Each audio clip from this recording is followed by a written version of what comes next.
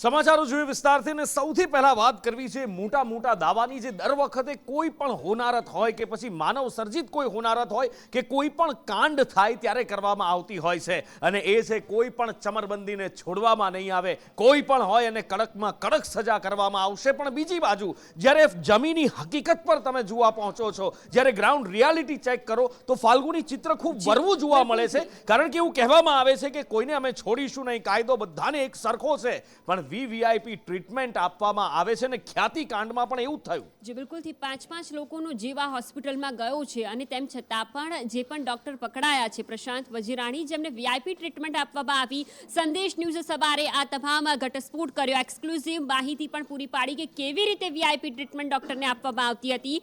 જો કે સંદેશ ન્યૂઝના અહેવાલ બાદ હવે તંત્ર હરકતમાં આવ્યું છે। આરોપી ડોક્ટર વજીરાણીને વીઆઈપી ટ્રીટમેન્ટ આપવામાં આવી હતી તે મુદ્દે કાર્યવાહી કરવામાં આવી છે। વસ્ત્રાપુર પોલીસ સ્ટેશનના પીએસઓને ફરજ મોકૂફ કરવામાં આવ્યા છે। ફરજમાં બેદરકારી બદલ પીએસઓ લાલસંગ સાકરદાન સસ્પેન્ડ કરવામાં આવ્યા છે।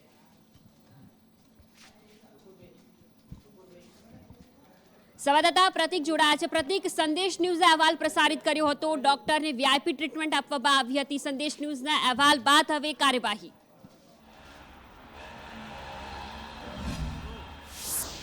ફાલ્ગુની સંદેશ ન્યૂઝના અસરદાર અહેવાલ બાદ હવે કાર્યવાહી કરવામાં આવી છે। કારણ કે જે આરોપી છે ડૉક્ટર પ્રશાંત વજીરાની એ 7 દિવસના રિમાન્ડ ઉપર છે અને વસ્ત્રાપુર પોલીસની કસ્ટડીમાં હતો। તે દરમિયાન તેને ઘરનું ભોજન પીરસવામાં આવતું હતું ને આ અહેવાલ પ્રસારિત કર્યા બાદ ઝોન ડીસીપી દ્વારા તેમને સસ્પેન્ડ કરવામાં આવ્યા છે અને તેમની જે ફરજ છે તેમાં નિષ્કાળજી બદલ તેમના સામે આ કાર્યવાહી કરવામાં આવી છે। મહત્વનું છે કે ડૉક્ટર પ્રશાંત વજીરાની દ્વારા અનેક એવા નાગરિકો, શહેરીજનોના દિલ ચીરી નાખવામાં આવ્યા હતા કે જેમને ખરેખર ઓપરેશન અથવા સર્જરીની જરૂર નહોતી અને આ જ કારણથી ડૉક્ટર પ્રશાંત વજીરાની છે તે ઘી કેળા ખાતો હતો અને હવે જ્યારે જેલમાં તેને શાક રોટલી ખાવાનો વારો આવે છે ત્યારે તેને ભાવતું નહોતું અને આ જ કારણથી તેને ઘરનું ભોજન પીરસવામાં આવતું હતું અને આ જ વિડીયો છે તે સંદેશ ન્યૂઝ દ્વારા પ્રસારિત કરવામાં આવ્યો હતો। વિડીયો પ્રસારિત થયા બાદ તરત જ પોલીસ વિભાગ છે હરકતમાં આવ્યો હતો અને જે પીએસઓ છે કે જેમની ભૂલ અને જેમની બેદરકારીના કારણે આ ઘટના થઈ હતી, તેમને ઘરનું ભોજન આપવામાં આવ્યું હતું, તે પોલીસ કર્મી પીએસઓને સસ્પેન્ડ કરવામાં આવ્યો છે। લાલસંગ ગઢવી નામના જે પીએસઓ હતા તેમના સામે કાર્યવાહી કરવામાં આવી છે અને જો ડીસીપી દ્વારા તેમની સામે કાર્યવાહી કરીને સસ્પેન્ડ કરવામાં આવે છે કારણ કે તેમને પોતાની ફરજમાં નિષ્કાળજી દાખવી હતી, બેદરકારી દાખવી હતી। આટલા લોકોના મોત માટે જવાબદાર જે આરોપી છે તેને ઘરનું ખાવા દેવા માટેની મંજૂરી આપવામાં આવી હતી અને આ જ કારણથી આ પીએસઓ છે તેની સામે કડક કાર્યવાહી કરવામાં આવી છે। બિલકુલથી પ્રતિક, આભાર વિગતો બદલ।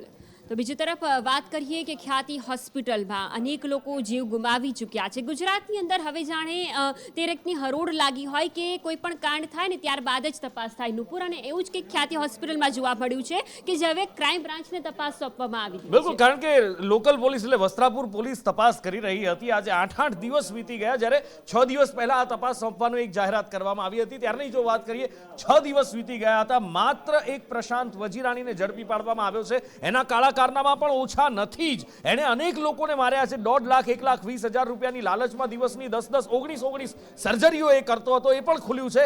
પણ એની ઉપર બેઠેલા આકાઓ કોઈ ઓસ્ટ્રેલિયાની અંદર જલસા કરી રહ્યું છે। ચિરાગ રાજપૂત જે એક દિવસ પહેલા સુધી મીડિયાની સામે આવતો હતો, મૃત્યુ ઉપર હઠહાસ્ય કરતો હતો, નિર્લજ અને નફ્ફટ બનીને ફરતો હતો, એ અચાનક જ ફરિયાદ નોંધાયા બાદ હવામાં ઓગળી જાય છે। વસ્ત્રાપુર પોલીસ, લોકલ પોલીસને કંઈ જ ખબર નથી રહેતી અને એ પછી જ્યારે પોલીસ પર માછલા ધોવા માંડ્યા, પોલીસની આબરૂના ધજાગરા ઉડવા માંડ્યા, ત્યારબાદ ક્રાઇમ બ્રાન્ચને 2 દિવસ પહેલા તપાસ સોંપવામાં આવી। ક્રાઇમ બ્રાન્ચે હેન્ડઓવર લીધું અને ખ્યાતિ હોસ્પિટલ તપાસ માટે હવે ક્રાઇમ બ્રાન્ચની ટીમ પહોંચી હતી। આજે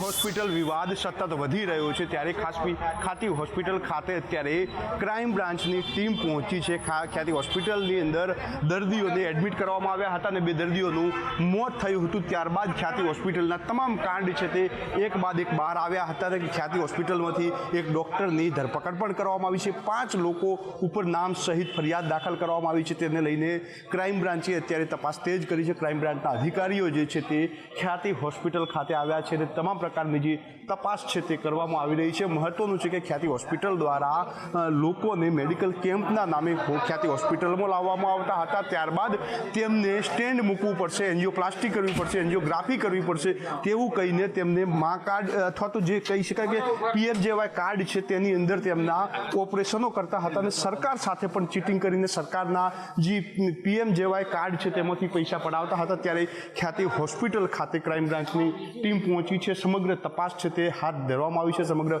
તપાસ છે તે અધિકારીઓ દ્વારા કરવામાં આવી રહી છે.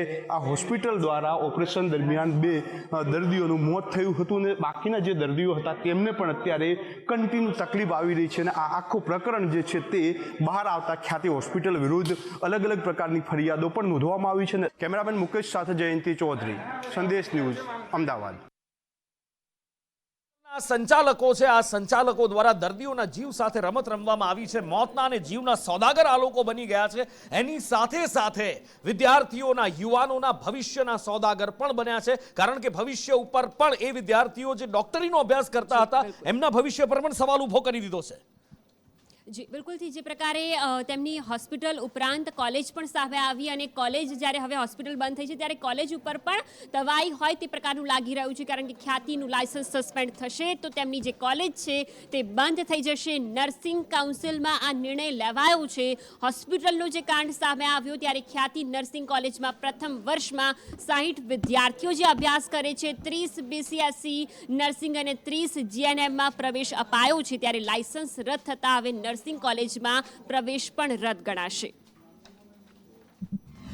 ખ્યાતિ હોસ્પિટલ ખાતે નર્સિંગ કાઉન્સિલની ટીમ પહોંચી છે કારણ કે ખ્યાતિ હોસ્પિટલની પોતાની નર્સિંગ કોલેજ પણ ચાલી રહી છે અને જ્યારે કોઈ પણ નર્સિંગ કોલેજ ચાલતી હોય ત્યારે તેનો નિયમ છે કે તેની ચોક્કસ બેડની હોસ્પિટલ તેની હોવી જોઈએ. ત્યારે ખ્યાતિ હોસ્પિટલ પર અત્યારે કહી શકાય કે જે રીતે 2 દર્દીઓના મોત નોંધાયા છે અને ફરિયાદો થઈ છે ત્યારે નર્સિંગ કાઉન્સિલની ટીમ અહીંયા પહોંચી છે અને તમામ પ્રકારની તપાસ કરી રહી છે. જો આ હોસ્પિટલને સીલ કરવામાં આવશે તો ખ્યાતિ હોસ્પિટલ ખાતે જે નર્સિંગ કોલેજ ચાલી રહી છે તેને પણ બંધ કરવામાં આવશે. આવતા વર્ષથી એડમિશનો ફાળવવાના બંધ કરવામાં આવશે. સાહેબ, ક્યાંથી આવ્યા છો? કોઈ પ્રકારની તપાસ છે?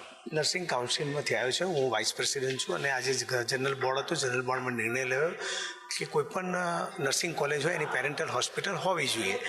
પરંતુ છેલ્લા ઘણા દિવસથી આ હોસ્પિટલ બંધ છે એટલે એના વિદ્યાર્થીઓના પ્રેક્ટિકલ અભ્યાસ માટેની અસરો પડી શકે જેના માટે આખી ટીમ અમારી આવી છે અને હોસ્પિટલ ખરેખર દર્દીઓ નથી. આ રિપોર્ટ અમે અમારા બોર્ડમાં કરશું ને એ રિપોર્ટ રાજ્ય સરકારને સબમિટ કરવામાં આવશે. નિયમ એવો છે કે પોતાની પેરેન્ટલ હોસ્પિટલ હોવી જોઈએ. એમની આ ખ્યાતિ હોસ્પિટલ હતી. હવે જો એમને બદલવી હોય તો પણ રાજ્ય સરકારની પરવાનગી લેવી પડે. એટલે આ બોર્ડમાં અમે અમારો રિપોર્ટ રજૂ કરીને દર્દીઓ પણ નથી ને એના મેડિકલ ઓફિસરે પણ અને પ્રિન્સિપાલે પણ એગ્રી થયા કે અહીંયા આગળ કોઈ પણ પ્રકારના દર્દીઓ છેલ્લા ઘણા દિવસથી નથી અને વિદ્યાર્થીઓના અભ્યાસ પર અસર પડી શકે. કેમેરામેન ઉપેન્દ્ર ત્રિવેદી સાથે જયંતિ ચૌધરી, સંદેશ ન્યૂઝ, અમદાવાદ.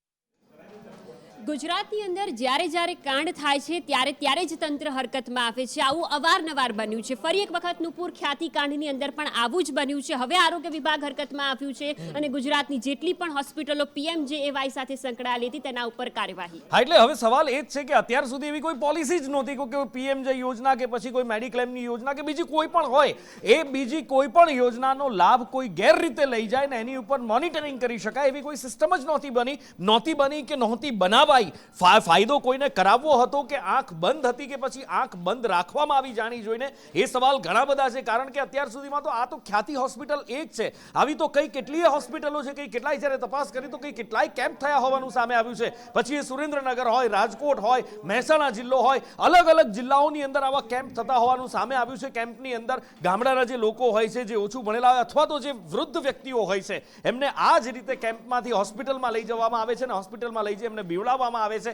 એમની સર્જરીઓ કરી નાખવામાં આવે છે કે કેટલાય દાખલા સામે આવ્યા છે. કેટલાકના અંગ વેતરી નાખવામાં આવે છે. એક દર્દીની ગીર સોમનાથ જિલ્લામાં આંગળી કાપી નાખવામાં આવી હતી માત્ર ને માત્ર મેડિક્લેમ ડોક્ટરો મેળવી શકે, મેડિક્લેમમાંથી વચ્ચેનો કપાત પોતે મેળવી શકે એટલા માટે થઈને કોઈના અંગ કાપી નાખે, કોઈના હૃદયમાં સ્ટેન્ટ બેસાડી દે, કોઈના જીવ લઈ લે. અને આ એ હોસ્પિટલો છે કે જેના ઉપર તવાઈ આવી છે. પણ શું માત્ર આટલી જ હોસ્પિટલો છે? એ સવાલ પણ સંદેશ ન્યૂઝ દ્વારા ઉઠાવવામાં આવ્યો હતો.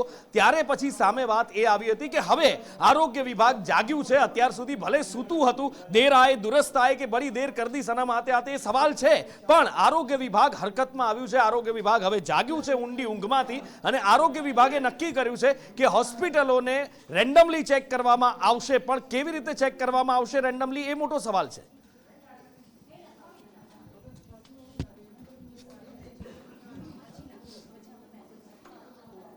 શિક્ષકોની ભરતીમાં ગેરરીતિ મામલે યુવરાજસિંહ દ્વારા આરોપ લગાવવામાં આવી રહ્યા છે અને તેમના દ્વારા અત્યારે પ્રેસ કોન્ફરન્સ કરી મોટો ઘટસ્ફોટ કરવામાં આવી રહ્યો છે કે જેના હાથમાં આ ભ્રષ્ટાચારને સંયમિત રાખવાની અથવા તો ભ્રષ્ટાચારને કંટ્રોલમાં રાખવાની જેને જવાબદારી સોંપવામાં આવી હતી એવા જ લોકો ક્યાંક ને ક્યાંક ભ્રષ્ટાચારને પ્રોત્સાહન આપતા હોય એવું લાગી રહ્યું છે. અને મુદ્દો છે કે ભાઈ પ્રજાના પ્રતિનિધિ માટે ભ્રષ્ટાચાર એ શિષ્ટાચાર કેમ બની જાય છે. ખાસ કરીને જોવા જઈએ તો ભ્રષ્ટાચાર દૂર કરવામાં કોઈ મુખ્ય પાયો હોય તો એ હોય છે શિક્ષકનો. અને જ્યાં શિક્ષક જ લાંચથી કે ખોટી રીતે આ સિસ્ટમની અંદર જ્યારે આવે છે ત્યારે એ કઈ રીતે કોઈ પણ બાળકને કે સામાન્ય નાગરિકને એ પ્રમાણિકતાના પાઠ ભણાવવાનો. આ પ્રકારની ઘટના અવારનવાર અમે સામે આવતી હોય છે. અને આપણે ત્યાં શિક્ષકને ગુરુનો દરજ્જો આપવામાં આવે છે. કહેવામાં આવે છે ભાઈ ગુરુ દ્રોણ, ગુરુ કૃપાચાર્ય, વાલ્મીકી, ચાણક્ય, કૌટિલ્ય. અને કહેવામાં એવું આવે કે ભાઈ એવી ઉપમા આપીને ભાઈ પ્રલય અને નિર્માણની ગોદમાં પડે છે. પણ અહીંયા જે જવાબદારી જેને સોંપવામાં આવે છે એ કાં તો લાંચ દઈને આવે છે અથવા તો એને ફરજ પાડવામાં આવે છે લાંચની. હવે આ જે ઘટના બની રહી છે એ ઘટના ગુજરાત એટલે કે કહેવાતા મોડલ સ્ટેટમાં બની રહી છે. અને ખાસ કરીને છેવાડાનો વ્યક્તિ એ શિક્ષણથી વંચિત ન રહે, છેલ્લી પારીમાં બેસનાર આદિજાતિનો બાળક પણ એ શિક્ષણ મેળવી શકે તેના માટે વ્યવસ્થા તંત્રના ભાગરૂપે આશ્રમ શાળાનું નિર્માણ કરવામાં આવતું હોય છે. અને આદિજાતિના બાળકો અને આદિજાતિ વિસ્તારમાં આ આશ્રમ શાળાઓ એ પોતાના વિસ્તારના બાળકોને શિક્ષણ આપવાનું કામ કરતી હોય છે. પરંતુ આજરોજ જોવા જઈએ તો આજ આશ્રમ શાળાઓની અંદર એ શિક્ષક ભરતીના નામે મોટા વેપલાઓ ચાલે છે. અને છેલ્લા ઘણા સમયથી આ તમામ પ્રકારની જે શિક્ષકોની જે ભરતી છે એની ઉપર અમારી ચાપતી નજર છે. કેમ કે જે પ્રમાણિક, જે હકદાર, જે લાયક ઉમેદવાર છે એને આ નોકરી નથી મળતી, પરંતુ જે વગદાર છે, આર્થિક રીતે અને રાજકીય રીતે જે વગદાર છે એ જ લોકોને આમાં શિક્ષકની નોકરી મળે છે. ભૂતકાળમાં પણ અમે આશ્રમ શાળાની અંદર થતા ભ્રષ્ટાચારોને ઉજાગર કર્યા છે. પરંતુ આજનો મુદ્દો એ અમારા માટે જરાક વિશેષ છે. કેમ કે આ જે મુદ્દો છે તેમાં જે ભ્રષ્ટાચાર કરનાર જે છે એ ક્યાંક ને ક્યાંક ધારાસભ્યના જનક જ એ ભ્રષ્ટાચારના જનક છે એવું અમારી સામે આવ્યું છે. જ્યારે જે ઘટના જે બની છે આજથી થોડા દિવસ પહેલાં આ ઘટના બની છે દાહોદની અંદર. પંચમહાલ આદિવાસી પ્રગતિ મંડળ ભાટીવાડા તાલુકો દાહોદ અંતર્ગત આવતી શ્રી કેદારનાથ આશ્રમ શાળા કેદારનાથ મહાદેવ મંદિરની બાજુમાં મૂળ પોસ્ટ ચોસાલા ગામ અને તાલુકો અને જિલ્લો દાહોદ. આની અંદર અલગ અલગ વિષયોની ભરતી બહાર પાડવામાં આવી શિક્ષકોની લઈને. જેમાં 6 થી 8માં ગણિત વિજ્ઞાનના શિક્ષકની ભરતીમાં એક ઉમેદવાર પાસેથી 17 લાખ રૂપિયાની માંગણી કરવામાં આવી. એ ઉમેદવાર દ્વારા, એ જાગૃત ઉમેદવાર દ્વારા અમોને લેખિતમાં અમારે ફરિયાદ આપવામાં આવી, લેખિતમાં અમને પણ જાણ કરવામાં આવી. તેની સાથે સાથે આ જાણ ગુજરાતના માનનીય મુખ્યમંત્રી ભૂપેન્દ્રભાઈ પટેલ, તેની સાથે સાથે શિક્ષણ મંત્રી કુબેરભાઈ ડિંડોર, તેની સાથે સાથે આદિજાતિ વિકાસ કુંવરજીભાઈ હળપતિ, તેની સાથે સાથે આદિજાતિ વિકાસ કમિશનર IPS JP ગુપ્તા, તેની સાથે સાથે આશ્રમ શાળા અધિકારી IPS સ્મિત લોઢા, આની સાથે સાથે આશ્રમ શાળાના સંઘ પ્રમુખ વિજયભાઈ R પટેલ. આટલી લેખિતમાં ભ્રષ્ટાચારની માંગણી જે કરવામાં આવી છે, રૂપિયાની જે માંગણી કરવામાં આવી તેની લખિત રજૂઆત આજથી થોડા દિવસ પહેલાં એ જાગૃત ઉમેદવાર દ્વારા મીડિયા મિત્રોને પણ કરવામાં આવી હતી અને જે જવાબદાર અધિકારીઓ છે એમને પણ કરવામાં આવી હતી. હવે આ જે આશ્રમ શાળા છે તેમાં જે પૈસાની માંગણી કરવામાં આવી હતી તે પંચમહાલ આદિવાસી પ્રગતિ મંડળ ભાટીવાડાના પ્રમુખ શ્રી બચુભાઈ N કિશોરી દ્વારા 17 લાખ રૂપિયાની માંગણી એ કરવામાં આવી હતી. જેનો આધાર પુરાવા સ્વરૂપે અમે એક વિડીયો એમના દ્વારા જે કહી શકાય કે માંગણી કરતો જે વિડીયો છે એ તમને સોંપી રહ્યા છીએ. વિડીયો નંબર 1માં દ્રશ્ય અને શ્રાવ્યમાં એ વસ્તુ ઉપલબ્ધ છે કે એમને પૈસાની માંગણી કરી. તો એ આખો વિડીયો તમે જોશો એટલે ત્યારે એના દ્વારા કહેવામાં આવ્યું કે 17 લાખ રૂપિયામાં આ શિક્ષકોની ભરતી થઈ છે આ પાછળ જે શિક્ષકો ઊભા એમને પણ તમે પૂછી લ્યો કે કેટલા રૂપિયા દઈને એમાં નોકરી મેળવેલ છે. અને ત્યારબાદ અંતે એ ડીલ ફાઇનલ કરવામાં આવી 12 લાખ રૂપિયામાં. તમે 12 લાખ રૂપિયા આપો એટલે તમારા શિક્ષકમાં તમારી નોકરી ફાઇનલ, અને કાલથી જ તમને હાજર એ ઓર્ડર આપી દેવામાં આવશે. આ પ્રકારની વાતચીતનો આધાર પુરાવા સહિતનો વિડીયો એ તમામ મીડિયા મિત્રોને અત્યારે અમે આપી રહ્યા છીએ. Video number 1. તેની સાથે સાથે આ જ આશ્રમ શાળાના જે ટ્રસ્ટી છે એ છે બચુભાઈ એન કિશોરી, જે હાલના વર્તમાન 132 દાહોદ વિધાનસભાના ચૂંટાયેલા જનપ્રતિનિધિ એટલે કે ધારાસભ્યશ્રીના પૂજ્ય પિતાશ્રી છે. યુવરાજસિંહ તરફથી અનેક આરોપો લગાવવામાં આવ્યા છે શિક્ષકની ભરતીને લઈને. હવે આગામી સમયમાં અન્ય કોના નામ ખુલે છે, કોનું બગદાર સામે આવે છે તે જોવું રહ્યું. અન્ય સમાચારોની વાત કરીએ તો રાજ્યની અંદર ડીએપી ખાતરની ઘણા લાંબા સમયથી અછત સર્જાય છે. ડીએપી ખાતર એ નુપુર કે જે રવિ સિઝનમાં ખેડૂતો માટે ખૂબ જ ઉપયોગી હોય છે અને ફાયદારૂપ પણ હોય છે, અને તેની જ અત્યારે અછત. બિલકુલ, કારણ કે રવિ સિઝનનું જ્યારે એટલે કે કોઈ પણ પાકનું વાવેતર કરવું હોય ત્યારે ડીએપી અને એનપીકે બંનેની જરૂરિયાત પડતી હોય છે. યુરિયાની સાથે સાથે યુરિયાનો રોલ તો પછી આવતો હોય છે, પણ અત્યારે જ્યારે વાવેતર કરવાનું છે, હવે મોસમ પણ બની રહી છે, શિયાળો થોડો મોડો શરૂ થયો છે, ઠંડીની શરૂઆત હવે થઈ છે, એટલે હવે રવિ પાકના વાવેતરની શરૂઆતનો સમય છે. પણ આ તમે જુઓ 19, 11, 18, 11 આ જામખંભાળિયા, પંચમહાલ, મેઘરાજ, બગસરા, ધોરાજી અલગ અલગ તારીખો, પણ એ વખતે અહીંયા આગળ ડીએપીની માંગ જબરજસ્ત થઈ છે. ખેડૂતો લાઇનમાં ઉભેલા દેખાય છે, પણ ડેપો પરથી ખાતર નથી મળતું. ક્યાંક એક ખેડૂતને 2 બેગ મળે, 3 બેગ મળે. આમાં ખેડૂત કેવી રીતે વાવેતર કરે, કેવી રીતે રવિ પાક લે? કારણ કે ચોમાસામાં બધો જ પાક ધોવાઈ ગયો છે, ક્યારેક અતિવૃષ્ટિ તો ક્યારેક પાછોતરા વરસાદની અંદર ખેડૂતોની આશા, સપના, પાક બધું બરબાદ થઈ ગયું છે. રવિ પાકથી એનું થોડું ઘણું વળતર મળે એમ છે, પણ સરકાર એના પર પણ પાણી ફેરવવા બેઠી હોય એવું દેખાય છે.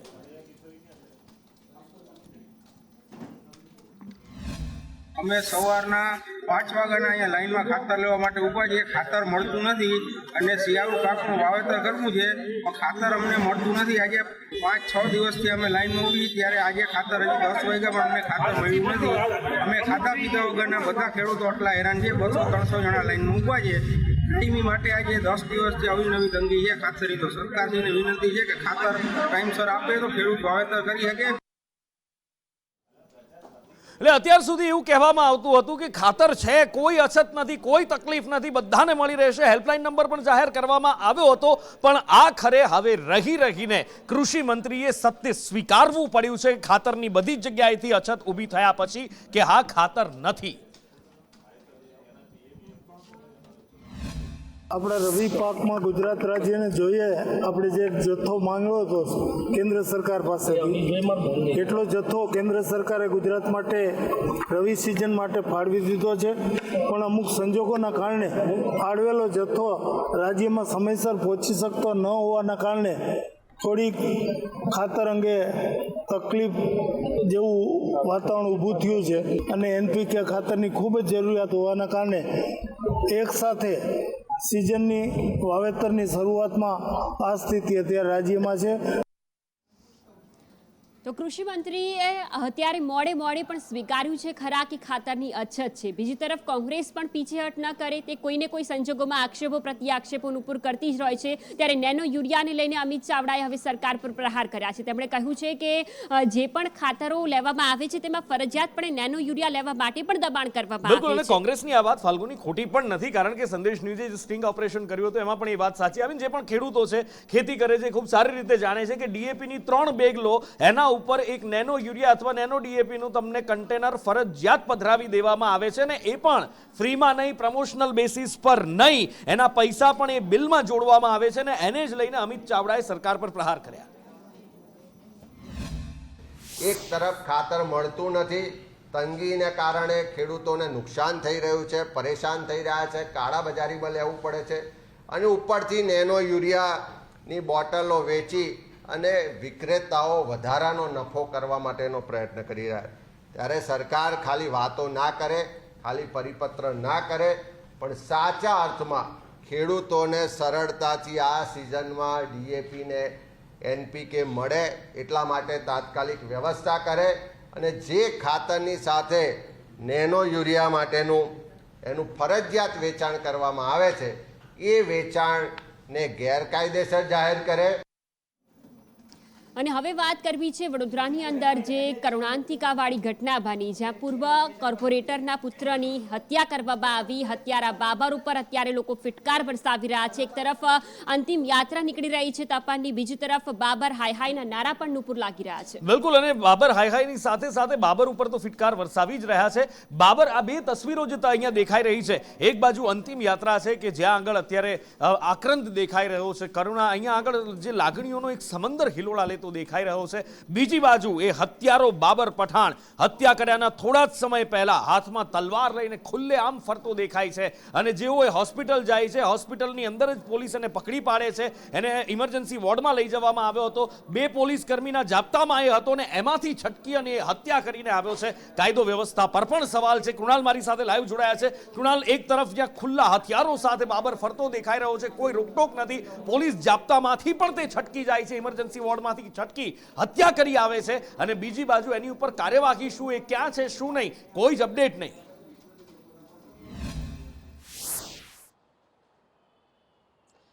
નુપુર, જે રીતે આ બાબરની સામે 25 જેટલા ગુનાઓ નોંધાયેલા છે અને તે ડ્રગ્સનો નશો કરીને વિવિધ ગુનાઓને અંજામ આપતો હતો અને સ્થાનિક પોલીસ પણ આ જાણતી હતી, તેમ છતાં પણ તે જ્યારે ફરિયાદ કરવા આવ્યો અને તેણે ચક્કર આવ્યાની વાત કરી તો પછી કેમ તેને એકલા મોકલવામાં આવ્યો અને ત્યાં પોલીસ હતી તો પછી કેટલી તપરની હત્યા થઈ, તેની સામે 2 કોન્સ્ટેબલ સસ્પેન્ડ કરાયા છે. પરંતુ આમાં ઉચ્ચ અધિકારીઓ સામે પણ કાર્યવાહીની માંગ તેમના પિતા કરી રહ્યા છે અને વડોદરા પોલીસ નિષ્ફળ હોવાનું કહી રહ્યા છે. ત્યારે એસઓજીએ વધુ 2 આરોપીઓની ધરપકડ કરી છે, જેમાં મહેબૂબ પઠાણ અને સોનુ પઠાણની ધરપકડ કરાઈ છે કે તેઓ ફરાર થયા, પરંતુ આજો ચોકડી તેમની હાલ ધરપકડ કરી લેવામાં આવી છે. આજે 4 જેટલા આરોપીઓને કોર્ટમાં રજૂ કરાયા હતા, જેમાં 4 દિવસના રિમાન્ડ તેમના મંજૂર કરવામાં આવ્યા છે. સાથે જ કોંગ્રેસના પણ એક નેતાએ પોસ્ટ કરી છે કે આ એન્કાઉન્ટર થવું જોઈએ આ બાબરનું, અને સાથે જ સ્થાનિક પોલીસ સ્ટેશનના વહીવટદારના કારણે જ આ ગુનેગારો બેફામ બન્યા છે અને આવા અનેક પ્રકારના આરોપ પણ લગાવવામાં આવ્યા છે. ત્યારે હવે આરોપીઓ સામે શું કાર્યવાહી થશે તે જોવું રહ્યું. શરૂઆત કરી નુપુર, વાત કરીએ આગળ સમાચારોની તો જે પ્રમાણે તાપીની અંદરથી ઘટના સામે આવી છે, ધર્માંતરણને લઈને વિવાદ સામે આવ્યો છે. લોકોએ આક્ષેપ લગાવ્યા છે ધારાસભ્ય ઉપર કે બળજબરીથી ધર્માંતરણ કરવામાં આવ્યું. બિલકુલ, મોહન કોંકણી કે જેમના જ્યારે 2022માં મને યાદ છે કે હું જ્યારે એ વખતે ત્યાં તાપી ગયો હતો અને તાપીની અંદર જ્યારે એ પ્રચાર પણ કરી રહ્યા હતા, એમની સાથે વાતચીત પણ થઈ હતી, એ વખતે ઘણા બધા વિવાદ પણ ઊભા થયા હતા. મોહન કોંકણીની જ્ઞાતિ અને ધર્મને લઈને પણ વિવાદ ઊભા થયા હતા અને આખરે ફરી એકવાર એમની ઉપર આરોપ લાગ્યા છે, ગંભીર અને ગંભીર આરોપ છે ધર્માંતરણના, ખ્રિસ્તી ધર્મમાં હિન્દુઓને ધર્માંતરિત બળજબરીપૂર્વક કરવાના. પુતળા દહન માટે આવ્યા હતા વ્યારા તાપી જિલ્લાના સેવા સદન પર. મોહન કોંકણી જે ગઈકાલે ચીખલવામાં જે કાર્યક્રમ થઈ ગયો, ખ્રિસ્તીઓનો બહુ મોટો કાર્યક્રમ, એમના વિરોધમાં આજે એમનું અમે પુતળા દહન કર્યું હતું. કારણ કે અમને છેલ્લા કેટલાક ટાઈમથી અમે એટલા આવેદનપત્ર અહીંયા તાપી જિલ્લામાં આપેલા છે, પણ એક બી કાર્યક્રમ બંધ નથી થતા.